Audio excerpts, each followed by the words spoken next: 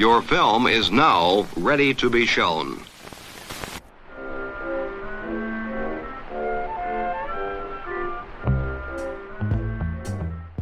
Good morning. I'm Justin Hendricks, editor of Tech Policy Press, a nonprofit media venture intended to provoke new ideas, debate, and discussion at the intersection of technology and democracy.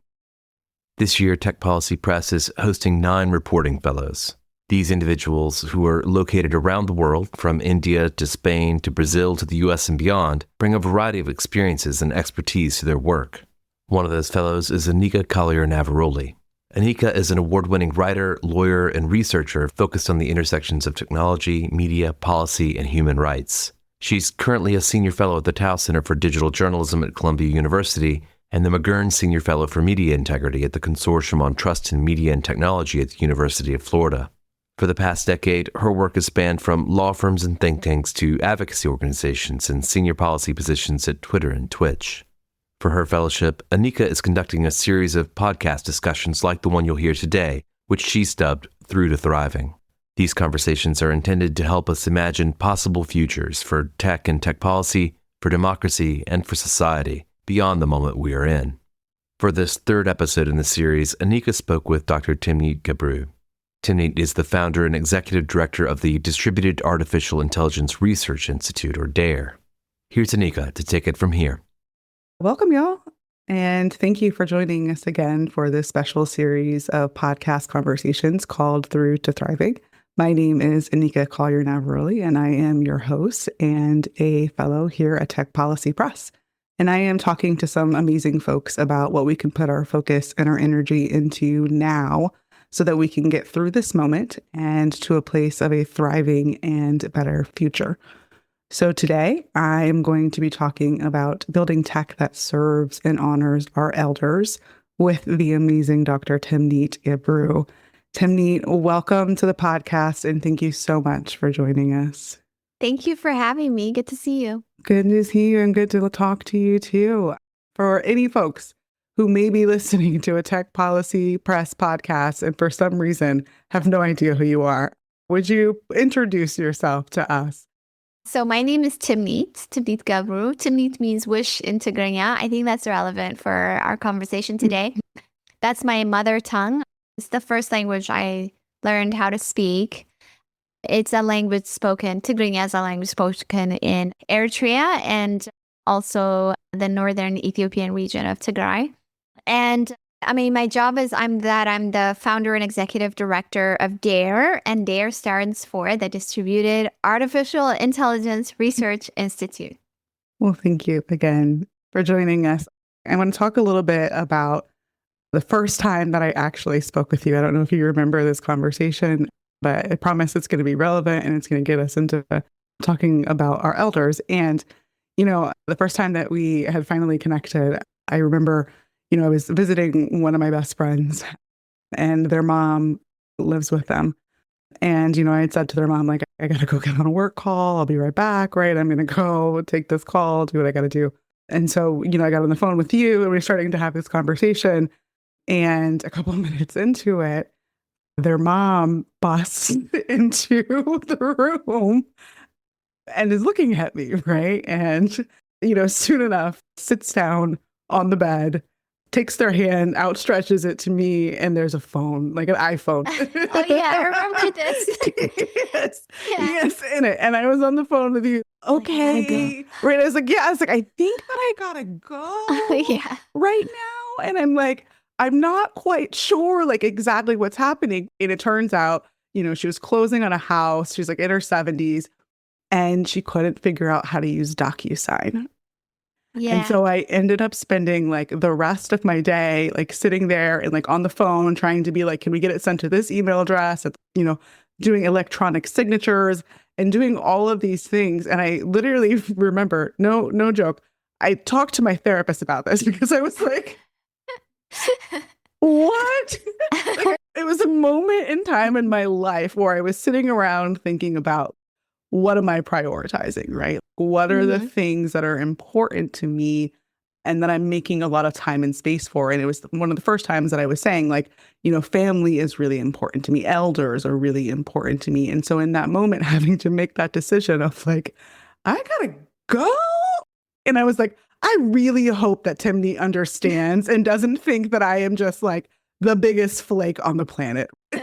I'm glad you went. Yeah. The house is closed. Everything went well. Everything's good. Everything is good. And right, I remember having that sort of, feeling and saying, I didn't know you that well. And I was like, I don't know if you'll understand that, when an elder comes to me and asks for help. I remember it was a few years ago. It's like 2022 or 23. It was a while. I don't remember. Yeah, I don't remember exactly, but it was like, I think it was during the shutdown, like maybe 2021 or 22. I don't remember. But I don't remember either. Yeah, but it was one of those moments. And I think, having gone through that, I'm so happy to sit down and be able to have this conversation with you more about technology and elders and what it means and what it can look like to, build technology that serves and honors our ancestors. I want to talk first about a New York Times op-ed that you wrote. I should have looked at the exact date, but it was this year, correct? Am I making that up? Well, I think it was released this year or no, it was the end of last year because it was like a reflection of 2024, I think. Yeah. Mm-hmm. So it was released kind of maybe around November or December of 24. Mm-hmm, mm-hmm. Okay. So you asked this question, you asked a couple questions in there that I want to talk to you a little bit about, but you asked this question of who is tech really for historically, right? Yeah. Who is that? Yeah. I mean, exactly, because, I think I was thinking about these people make me forget that I am a technologist, like I studied electrical engineering. I liked math and physics. That's what I got into tech to do.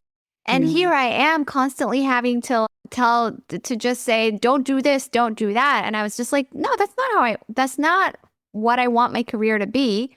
But the reason is that all of the activities that I think are fun, versus the stuff that those activities lead to, I think math and physics are fun. I think that building tech is fun. I think debugging, the way you have to think about, the way you have to think in logical sequences, all of the activities about the space that I studied were interesting to me and fun. And however, the things that I was building using those activities, I just never had the opportunity to think about what they are and who they serve, because kind of the norm is, you go to school and you are so busy trying to figure out the technical details that you're not thinking about the big picture. You don't have time to do that. Like, you have all of these classes you have to take, you're drowning. And then, people are discriminating against you and you're fighting that and all of that. And then you go to the next thing. And then you can't ever take a step back and say, wait a minute, what am I building and what am I contributing to? And in my engineering education, I also did not get exposed to people who are asking that, there are whole fields of people and scholars asking this question. So then, of course, now it's very clear who tech is for. I mean, I took it for granted that, for example, in all of my classes, I remember that it had something to do with the military, but it was just sort of as a, taken as a fact. Like, it's not something to critique or think about or to think that it could be something different. That, the C programming language, that was developed because the military, or, the internet, it was, the military, and it's just, interesting. It seems like the military has a lot to do with this. Thank God that the military gives money to at least, so you don't get a chance to think maybe there's a different way. It doesn't have to be this way. So, so when we look at who tech is for, especially now with AI and what, OpenAI and all these people are doing, we're living in someone else's imagination, right? A few people who have lots of money imagine what could be done, what they want to do, how they want to live, what kind of world they want to live in. And then they get money and they get power to execute on that imagination, or empires want to make sure they have their grip on empires and execute on that imagination. So, if we take a step back and we follow the scholars who have, given us some things to think about, then we arrive at this conclusion, and then we can arrive at a conclusion that we could do something differently. Okay, so much in there to unpack. This thing that you said about living in someone else's imagination, right? I tell folks that one of my favorite things that I used to do when I worked inside of industry and we had all hands meetings and we got to see like inside of execs houses, look at their bookshelves, right? And see what books they had on their bookshelves. And inevitably it was some like science fiction book, written by some white guy who was, not like old. Octavia Butler. Exactly. Exactly. Right. And so it made it a habit to start reading those books, right? And to see what are these futures that these folks are actually trying to build, and asking the question, like, does it include me? Right. It does that thing, like, because here's kind of like the blueprint that's sitting on the bookshelf, right? Yeah. Am I included in that? And I think that was something that was like, absolutely continued to, it was one of my favorite things to do when I was sitting inside of companies, because it really is that sort of these imaginations that are so small, right? And I think you've also said something about, in the roles that so many of us are placed in, and I feel this so deeply in the policy world, that like what we get to do is sit around and say, don't do this, please don't do that. We spend our time so much in this sort of reactive stance that we don't get to have our own imaginations, right? We don't get to have our own sort of ability to look into the future and think, what could this look like? So in this piece that you wrote for the New York Times, you inserted this question that was, what would an internet that served my elders look like? When I read that, I literally remember I like pulled out my phone and messaged you, because it felt like a gut punch, right? It was just like, yes, that is a question that I had never heard anybody ask before. What made you ask that question? It was based on, similar to your podcast. We talked about this before. We started a Possible Future series, and that's kind of how shout out to Dylan. Yeah, Dylan, the connector. Right. Yeah. And the reason we started this series was exactly what you said before. We're sitting around being reactive, and why shouldn't we live in our own imagination if we're living in someone else's imagination? And if we're always being reactive, we're not giving ourselves the chance to think about that and execute on that instead. We're always going to be in reactive mode. We're not going to be able to forge what we think should be forged. So this Possible Future series was a way for our own team, and maybe a few other people, to have a structured way of thinking about, to have space for us to imagine and think about how we can execute on that imagination. So we had to have a little bit of structure, right? Like, it's not so, speculative that it's so far, it's kind of like we have a little bit of a structure in there and guidance. So in this one, I was thinking, so it was me, Alex, Hannah, and Asma Lashteka, who's our fellow, who wrote it. And I was thinking about how whenever we talk about tech, I mean, I have this kind of conversation with people a lot. They talk about digital literacy. How can the idea is that people first have to change themselves in some way, and then they can use the tech for something, right? It's never about, every single human being as they are in this world should have tools that improve their lives in some way. That's not the philosophy. The philosophy is that, there's this thing that'll improve your life in some way, but you first have to change yourself to be able to use that tool. And so I've been thinking about this because it's kind of like a paradigm in the tech industry. And I remember, I think I was reading Paris Marx's book, The Road to Nowhere, and there was an example of like some Princeton students talking about how, so there's, of course, the future should have self-driving cars. That's just a given, right? From these people, the self-drive. But there's a lot of problems. The Jetsons, Yeah, there's a lot of problems. The future should have self-driving cars. And so, but there's a lot of obstacles to making that happen. One of them is obviously people walking around. Obviously. Walking around the street as we do, as Right. one does, preventing the self-driving car from just driving around. So how do we prevent that obstacle? And it's like, oh, maybe every person, every human can wear this like tag. I don't remember like what it was based on, but some tag that then communicates with the car. And each of these tags would cost like $2,000 or something. And so this was the proposal, right? And like the so-called best minds of America are, pontificating about how to make sure that each person wears some like $2,000 thing, because that's the way to potentially make self-driving cars exist. That's just kind of like the logical conclusion of the paradigm we're in, which is the assumption is this thing has to exist. It And has then to exist. how do people, change themselves? And I was thinking about it also, we had a similar possible futures workshop like a few weeks ago. Oh, yeah. I'm And sorry. oh, yay. So, Yeah. we were talking about this, and I was thinking about, again, you go back to that philosophy. So, what for someone to go on the train or for someone to go on the bus, I think the assumption isn't that they need to change something about themselves. It shouldn't be. If you're a wheelchair user, you use a wheelchair, you go on the bus. If you're an elder, you have your cane, you go on the bus or you go on the train. That's it. That's what there's systems, if it's broken, like there's ways in which to figure that out. But a car is different.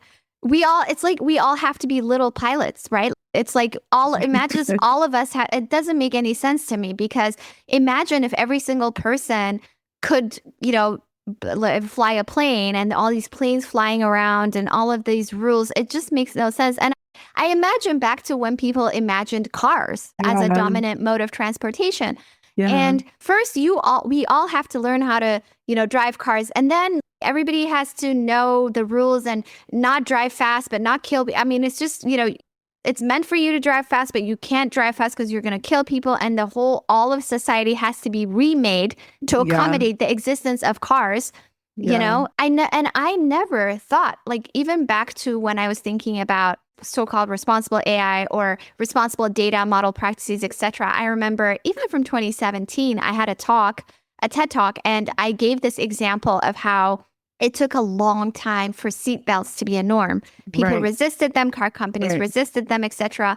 But if I were to do that talk again, that's not even what I would talk about. I would talk about how What would you talk about? I would talk about how cars came to be the dominant mode of transportation. Whose imagination was that?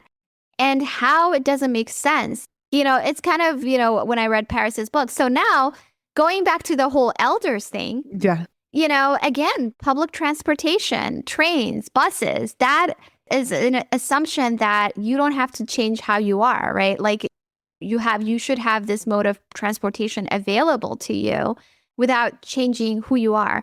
And so, whereas like the idea of cars, it's, individual freedom. I can just, like, I don't have to be around other people. Like, I don't have to see the masses. I can just, take off and whatever it is, Very American. Very American. Yeah. And then you have to plant that imagination into people, and you have to fight all of these politicians and get in their pockets to make sure it happens. You have to destroy Black neighborhoods to build highways. And, it's just like all of society's remade, and suburbs are born, And so when we think about the internet, it's kind of the same. It's like there is this idea when you think about it, or tech in general, who's the quintessential tech user? Oh, are you tech savvy or are you not?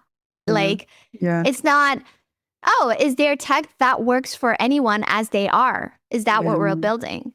And so now we make fun of, older people when they can't use the TV well, or when they can't use the phone, or when they can't, figure out how to do something on social media. But we're not making fun of ourselves for not building something that doesn't work for them. Yeah, that isn't user friendly, right? Especially thinking about like who users of technology. are. We're talking a little bit about elders, of course. And I would love to ask if you wouldn't mind talking a little bit about some of your elders that inspired you to write and think about a lot of these things.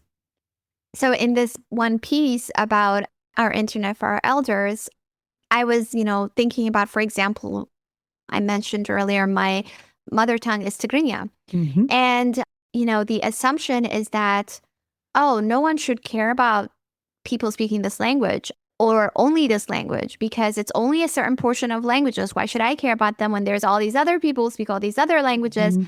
And that you probably would relate to this. I mean, given where you worked before, but that attitude is why we have the reasons we have such toxic online experience for so many groups of people around the world, including, a genocide that's fueled by social media, language that spreads like fire on social media, like when we talk about the Rohingya or the genocide of Tigrayans.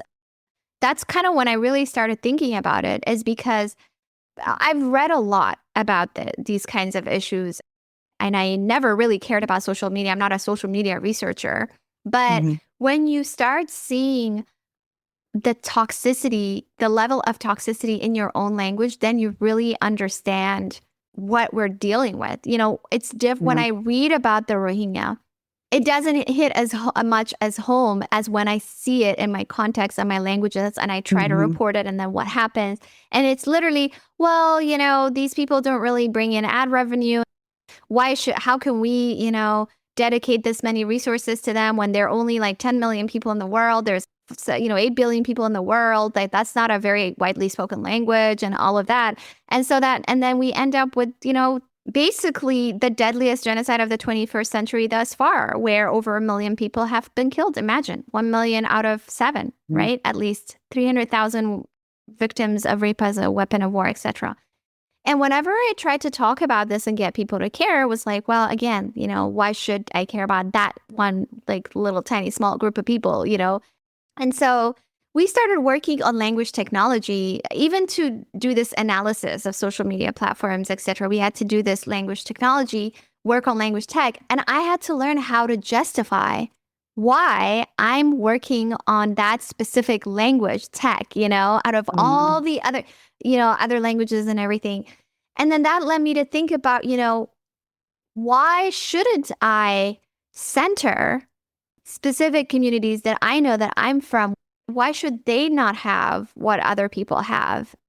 And then that's got me thinking, I'm thinking, about my grandmother, my grandmother not only spoke Tigrinya, but she didn't read or write. And now supposedly with the whole digital literacy thing, it's, if someone doesn't read or write, it's, oh, they're a lost cause. They shouldn't even have tech that, other illiterate, like, first they have to be literate and then they can use tech kind of thing, But there's all these people, oral cultures are very rich cultures. So why shouldn't she have tech that met her needs as she was? And so that's kind of how I started thinking about these things in my work, where I kind of started thinking about the philosophy that I see that's widespread, that's taken as a given, and how it really causes harm to to communities that I know that I'm from. Yeah.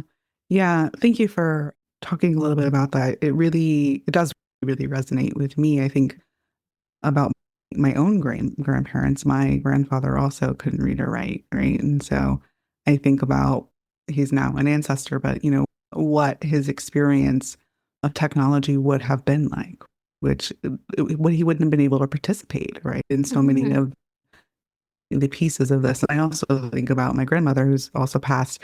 But you mentioned, wheelchairs, canes, these systems that were actually technology systems, right, that were created to meet people where they were at. My grandmother was blind and in a wheelchair and had all of these, these systems of technology that were helpful for her in so many ways. But I think about, the internet, social media, like it's not them, right? These are not the same thing.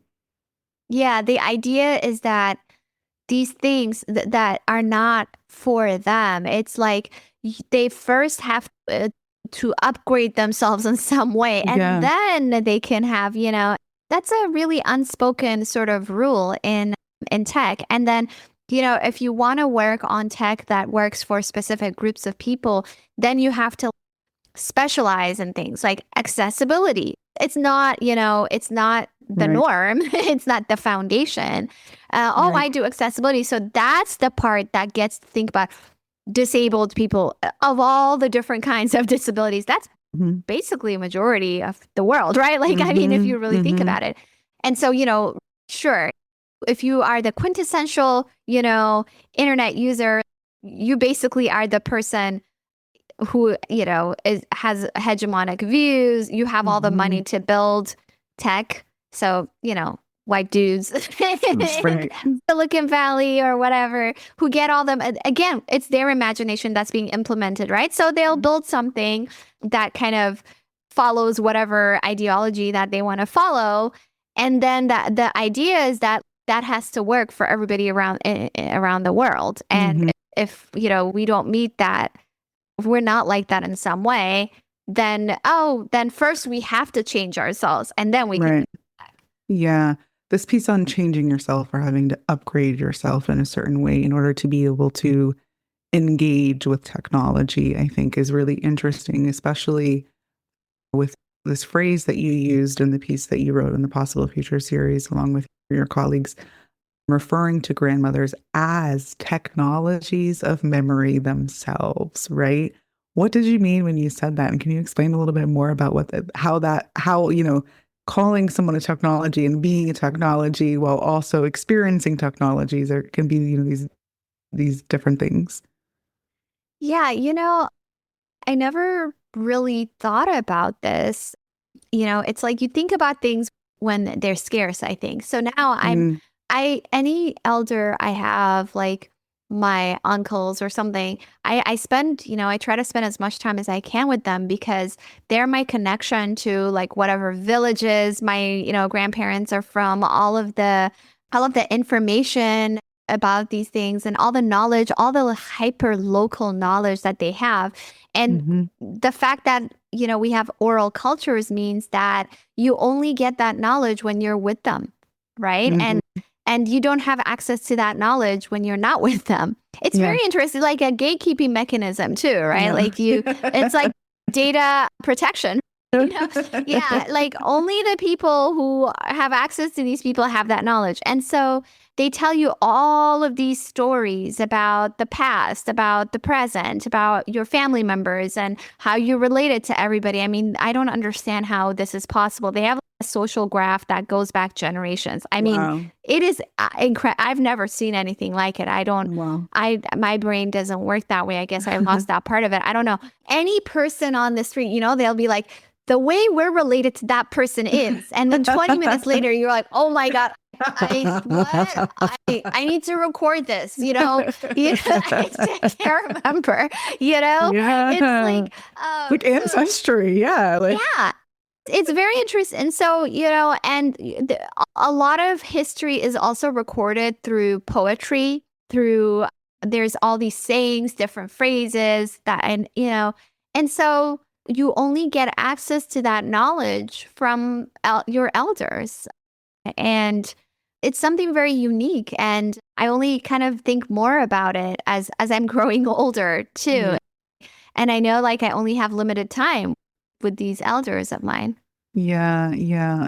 I feel that the ticking time clock as your folks start to age, and you can see that happening, and you want to be able to, capture the memories that they hold. You talked a little bit about how much of our cultures are oral cultures and how much of, our histories are stored through poetry. You asked a series of questions in your piece, and I'm going to ask you these questions because I want to know what you think about them too. But you said, how can the internet bring us closer to family and enable the transfer of wisdom, kindness, and community held by our grandmothers? And one of the things I was thinking about was like, of course, oral history projects, right? Like, what would that look like if that was the foundation of our internet? Yeah, what's interesting? I would say that one thing I like about this possible future series just for myself is that it put me in a space of thinking about this. And then based on this piece, we spun out a bunch of research projects. Yeah. Really? Tell me more. Yeah, for real. And I don't know if it would have happened if we didn't just put ourselves in this position of thinking about these things. So one of them is a collaboration with, do you know Whose Knowledge? There's an organization called Whose Knowledge. Tell our listeners who might not know who that is. It's a great organization, and they just basically interrogate like whose knowledge is represented online, on the internet, etc. And so we collaborated with them we're collaborating currently with them on this research project, and it's called Online Sovereign Language Technologies for Online Knowledge Repositories. So you're talking about oral history project. What does it look like to have an online knowledge repository? So for example, Wikipedia is an example of an online knowledge repository, right? So initially we started saying, Wikipedia is really not useful in many languages. Like it's full of misinformation. It doesn't have any, locally relevant information, etc. So when we did some research looking into why, some of the Wikipedia editors in some of these languages said that they don't have appropriate language tech tools. Like they don't even have spell checkers. They don't have keyboards. They would like to have speech to text transcription tools that allows them to speak and transcribe to text, etc. Yeah. And then we were like, okay, let's work on that. And then we were like, wait a minute, Wikipedia might not even be the right form for some of these, cultures. Like what if there's an oral kind of, Wikipedia? What about an oral archive? Maybe someone can edit the, archive orally or something. And so then we went backwards and we're like, okay, what should the form of the online knowledge repository look right? And then, what are language technologies that we can have to support people in having those forms? So that's kind of what we're doing research in right now. That's fascinating that these questions have been able to spin out into research and to say, so that's so much of, what I'm trying and hoping to do with this podcast and these conversations that we're having. Policy is a, deep and sometimes philosophical, right? And we take ourselves so seriously, right? And what if we take a step back sometimes and think about things like joy or community or elders, and what space can that open up to create things like research projects or new policy ideas, right? Like I can tell you another research project that's please go. And the other one is the idea that, so I mentioned that I kind of have to justify why I put resources in language technology for Tigrinya, because, those are just like 10 million, people or whatever. What about this other language? What about this other language? So, just 10 million people. Exactly. That's it. In the span of, not necessarily, exactly, in the grand scheme of things, who cares, right? And so that's always going to be the attitude for most groups of people. So most groups of people are collections of groups of like a certain, number of people, whether it is 10 million or 1 million, whatever. And then that collection sort of expands to the world, right? Most groups of people are not just, lumped into 1 billion people who do X. And so I was thinking, and I was speaking with a number of our fellows and other people about, if you wanted to create tools that serve as many people as possible, you're not going to do it by becoming a monopoly and like doing everything, building language tech for every single language in the world. I will be the person to do that. And that's kind of what the OpenAIs and the Facebooks and the, Metas and the Googles and stuff claim. We have one thing that'll serve all of these. One size fits all. Yeah. One model for everyone, one size fits all. And so what's the opposite of that? It's okay, many sizes for many people, just similarly to how I had to justify why I'm working on this language or, some other language that I know. If there is one small company or one small organization, one such organization is Lesan, and the founder of Lesan, Asma, is one of the authors of that piece, and he's a fellow at DARE. So he focuses on Ethiopian and Eritrean languages, just a few of them, not even all of them. There's like 100 of them. And at least he started focusing with the languages he knows. And he started, because he knows the context and the community, he created really language technologies that outperform any big text language technology, because A, he cares about those people, and B, he knows the context, so he'll create something better. And he cares about the quality because he cares about those people. Whereas for Google, it's a 10 million group of people. They don't bring in any money. So if we want to replicate that for multiple groups of people, we want to have multiple lessons, right? Where each of them are not trying to like become monopolies, but they're trying to build products for this, a small group of people, or relatively small group of people that they know, not really small, right? And so we're working on this federation of small language technology startups and orgs to start within in the African context, because there's 3,000 of the world's 7,000 languages are spoken in the one third, not 3,000, but 1/3 of the world's 7,000 languages are spoken in the African continent, at least. So we're working on this federation to have a bunch of small language tech startups that each focus on a small number of languages so that they don't become monopolies. And that means, because if you try to increase your linguistic coverage, you're going to decrease the quality, right, of each language. And then, but if you're just a single company, you can't really survive as a small business, because some other company is going to come, well, I need coverage, in these 10 languages that you don't have, and sorry, if Facebook has it, even though it's bad quality. It's not good. Yeah. Exactly. So this is another kind of thing that we're working on with a number of other partners of ours. Amazing. Thank you so much for sharing a little bit about the research that is really like very tangible, right? Research that has come out of just the process of sitting back and giving ourselves the ability to no longer just be in that reactive space, right? But to imagine and think about what we could potentially create.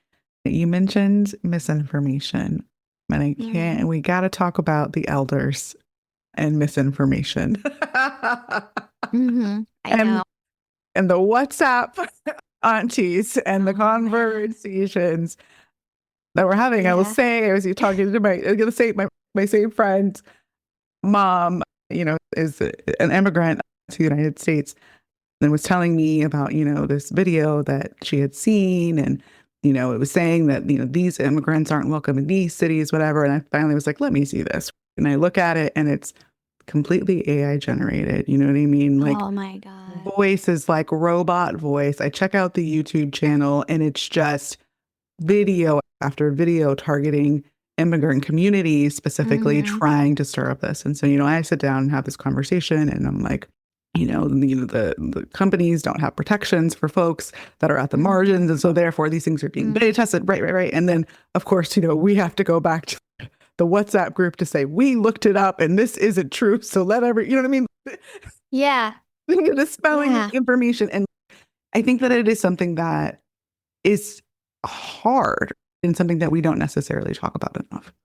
This is exactly, and to me, another instance of what we talked about where, why should we care about this one community? And therefore, so it's like, this is just one specific diaspora group. And so I'm not going to spend my time talking about, misinformation in this one language because it only affects this one community. But then actually the same thing in all these different forms is happening to many different communities, which collectively create, a big group of people.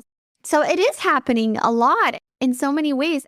It's hard because it's like you have to find all of these different ways of alerting other people about it and why they should care. Hey, this is happening. And like you said, if, this is happening with one group of people and they're a testing ground. And so if you don't care about this one group of people, this is what's coming to you. Or, that happened when I was working at Google. I remember one of the people who worked under us was Mahdi, who's a Moroccan journalist and computer scientist. So he got his PhD in computer science, but he was a journalist before that. And he was telling us that YouTube, the most popular YouTube and Facebook channels were arms of the intelligence unit. Oh, wow. And they were like taking people's private information and publishing it. They were doing all sorts of things. And when we tried to alert, I mean, even when I was at Google, like YouTube was like everything that we sent there never heard back, and they would be like, sorry, we're focused on the US election right now. Sure, the US election is very important. We care. I care. I'm in the US. I care about the US election, but you're operating in a lot of different countries around the world. So this teammate of ours, his friend, Omar Radi as a journalist, was imprisoned, and he was one of the first victims of NSO's group's Pegasus, like the spyware. Yeah. But you know what I mean? Pegasus was used all over the world, and this person was one of the first victims, the government, etc. And I remember El Salvadorian journalists are talking about this too. Like, oh, now you guys get to see what we've been saying about our leader, now that people in the US are being sent to El Salvador. So it's the same story over and over again. This one group of people, we shouldn't care about them because they're a minority. We have to care about the majority, and we have to, we can't care about this specific context, et cetera, et cetera. And in so many different ways, we see the fact that, this one specific context, A, we should care about it because they're people, and we should care about all people as they are. Right. And B, because there's no hierarchy of human life. And B, this one context is always a testing ground. If you allow this to happen, that means you're living in a world where this one thing is happening. So this example that you're talking about of, specifically older immigrant communities, diasporic communities, it's something. It's a beta test. I was like, oh, I see this all the time, over and over again, in so many different ways. And so again, like I was thinking, similar to the Federation of Language Tech Startups that we were working on, I've been talking to other journalist friends of mine, etc. I'm like, maybe a bunch of different communities like that should form an alliance and have a block that is more powerful so that they can, whether it's lobbying the companies or lobbying the government. Because if you go to which government? I don't even, but I'm just saying, because usually if you go, if I go to someone on behalf of, Tigrinya speaking elders in the US, they'll be like, why should I care about this one little, marginal group of people? But if so many different groups like that form, some sort of alliance, then we can kind of talk about common, issues that we have. Yeah. I think that piece on, not enough people for anyone to care also goes into this piece that we were talking about at the beginning of our conversation around whose imagination are we living in, right? Because if it's your world and it's your family and it's you, right, and your people, you're going to be concerned. But if it's those folks over there, who cares, right? Who cares if this thing is being beta tested and eventually is going to come and impact our communities? Another question I have for you, and we'll wrap it up soon here, is talking to elders about technology, talking to elders about AI. I would love any recommendations you have for us about this. I will say again, I love this lady so much. Same person, I didn't realize. Does she know she's like your running example? I told her, I was like, I don't let you know, I'm going to talk about you on a podcast. She was like, what? But love her enough. Shout out to her. She watches soap operas during the day, like so many human beings. And I was sitting down watching them once and realized that there was this whole storyline about an AI deepfake revenge porn that was happening inside of The Bold and the Beautiful. Wow. And I was sitting there, oh my gosh, I think that this is how this individual who is being introduced to the concept of AI. And like you literally said, I said something to her that I was like, this is AI. And she's like, AI who? And I'm like, exactly, right? But it is that sort of like, how do we have these conversations, right? Like, how do we explain these things that are completely, outside of their realm, or, the sort of knowledge and information that they're getting is coming from really weird sources. Yeah, it's really hard because it's a lot of disinformation. So, I've been very frustrated, for example, with 60 Minutes, CBS 60 Minutes. A lot of older people watch CBS 60 Minutes. I was on there once and I barely had any airtime. Most of the airtime was for Microsoft CEO. And so, that's to me, press release masquerading as journalism. Yeah. So, if the press is going to be kind of just doing lip service for these CEOs who have a vested interest in a specific narrative, then that is the narrative that, forget elders, not just elders, but most people are hearing from. So what we need is accurate information to be seeded into many of these spaces that people. So I know that Tamara Nice from Data and Society went on Teen Vogue.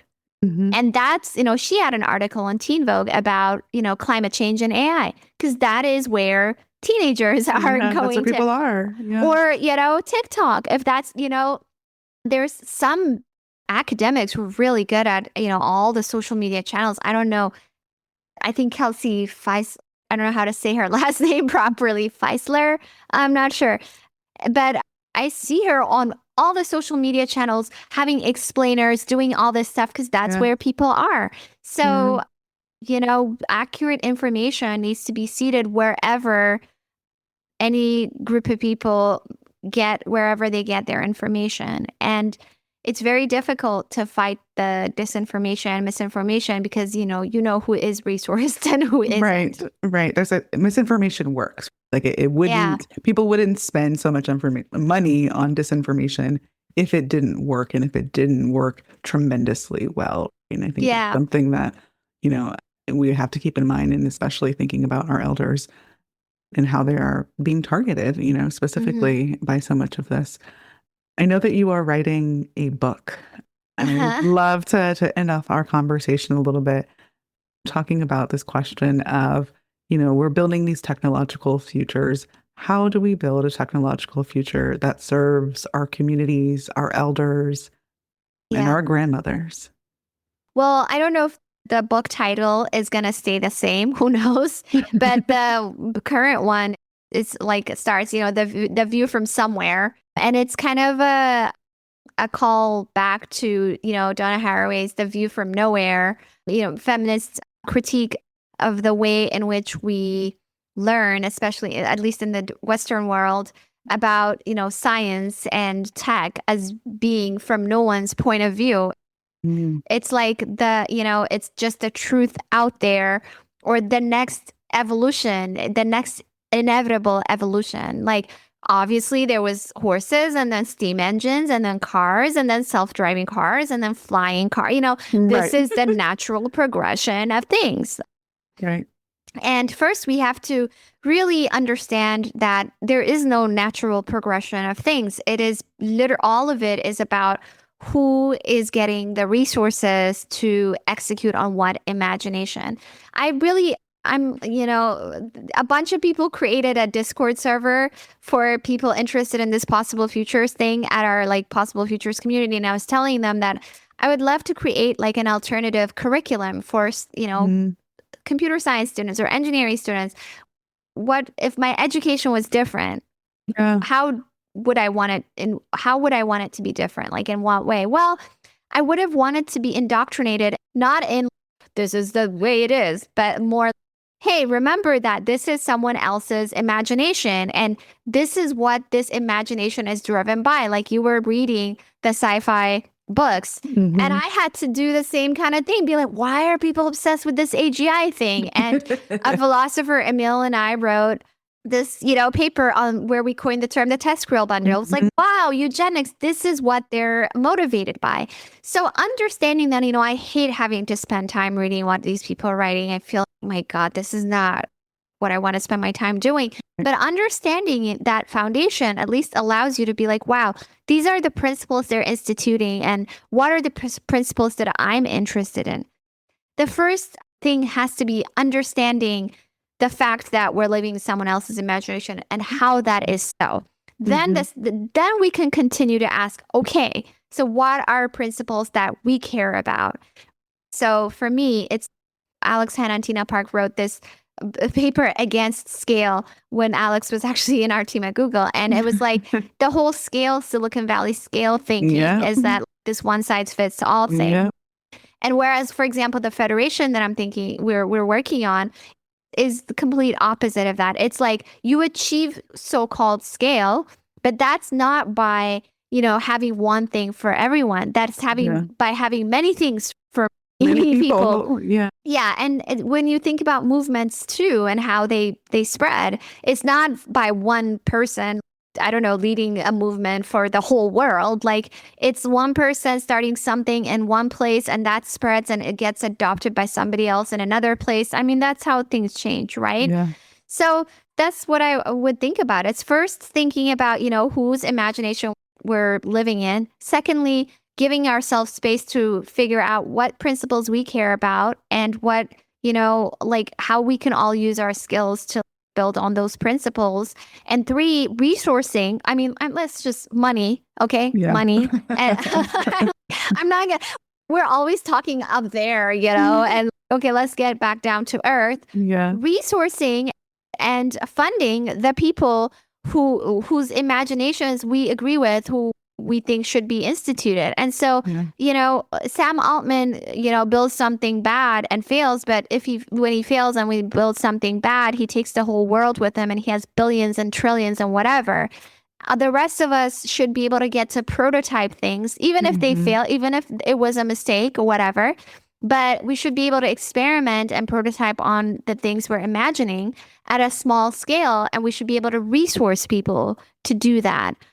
For instance, Rudy Fraser, he's working on Black Sky, right? Yeah. He's been doing this stuff. He told me unpaid. Like literally he's spending money out of his savings doing that. I'm like, that's not acceptable. It's not okay. We should resource people like him. Yeah. I'm just, so many examples like that. And so, let's not just resource people to be reactive and talk about the issues. Let's resource them in executing on their imagination.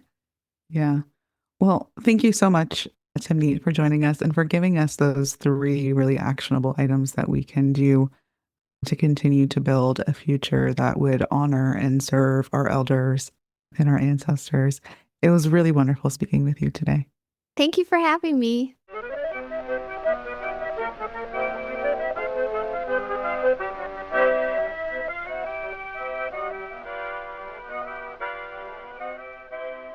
That's it for this episode. I hope you'll send your feedback. You can write to me at justin@techpolicy.press. Thanks to Anika, thanks to my co-founder Brian Jones, and thank you for listening.